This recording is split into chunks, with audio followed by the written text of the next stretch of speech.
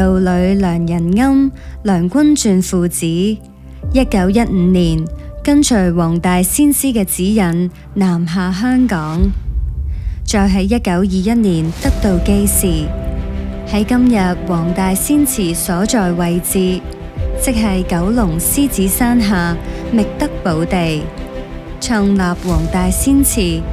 嗇色園亦由此成立。喺呢105年，嗇色園一直秉持先師普濟勸善嘅寶訓，推廣五大善業，拓展善業地圖。而家就同大家嚟一場穿越之旅，穿梭唔同嘅時空地點，去講述呢個超過100年嘅承傳故事。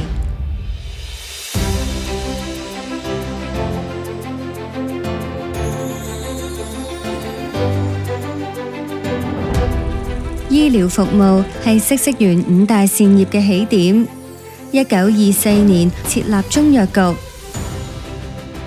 到今時今日依然分文不收，向大眾提供中醫藥診治。80年代伊始，醫療服務逐漸擴展到西醫、牙醫、物理治療同埋眼科，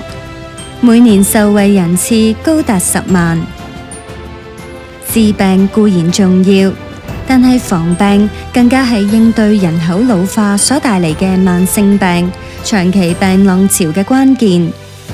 嗇色園加強推廣道家治未病嘅理念，每年都會舉行免費健康普查日，致力推廣社區預防保健。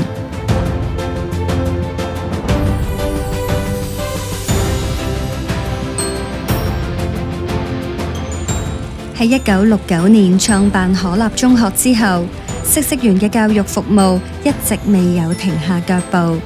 至今共有17個教育單位，幼稚園、小學、中學之外，亦有涉足天文、生態、生物科技以及人工智能等等嘅領域。2023年更加聯合轄屬中學，成立全港首個辦學團體聯校護旗隊。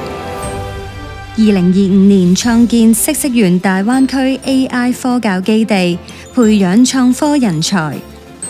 此外，亦都有一所嗇色園何東夫人醫局生態研習中心，推動自然保育同埋可持續發展教育。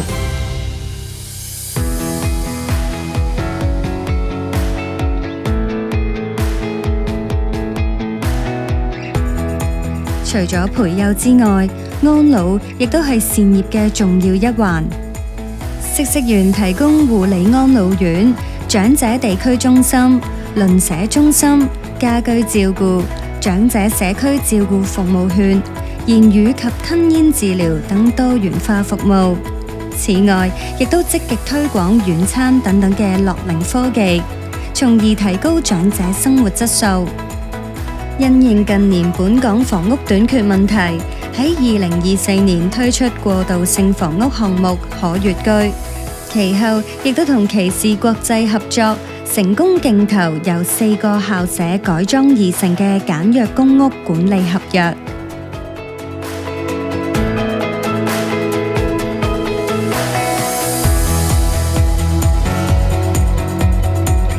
黃大仙信俗喺2014年榮登國家級非物質文化遺產名錄。嗇色園黃大仙祠監院李耀輝二國道長亦都喺2025年獲選為第6批國家級非物質文化遺產代表性傳承人，反映嗇色園嘅文化保育工作深耕細作，備受肯定。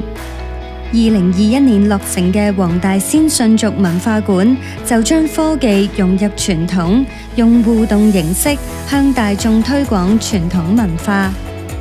而喺2022年開始，每年喺11月舉辦黃大仙信俗文化節，嘗試喚起公眾對非遺文化嘅關注。同年成立嘅文藝院，亦都令普羅大眾可以用相宜嘅學費學習琴、棋、書、畫、茶、香等等嘅傳統文化以及藝術。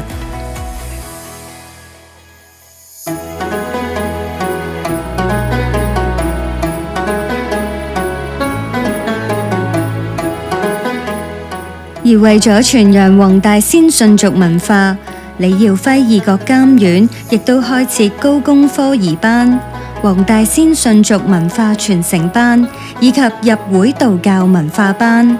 培育後進成為宣發弘道嘅人才。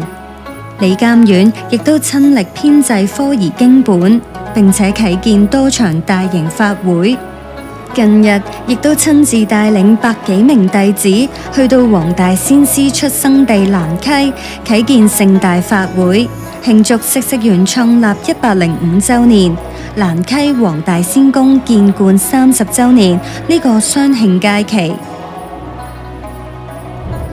時至今日，嗇色園嘅善業地圖已經遍布香港。而嗇色園嘅105週年致慶活動，亦都會喺各區各地隨處可見。除咗喺黃大仙祠嘅節慶活動，以及集合義工同埋學生所舉行嘅紀慶綜合匯演之外，亦都會喺鴨鈴號呢一艘古亞帆船之上舉辦文化體驗遊，以及跟住火龍穿過黃大仙祠。2次穿越體驗，以至傳承初心。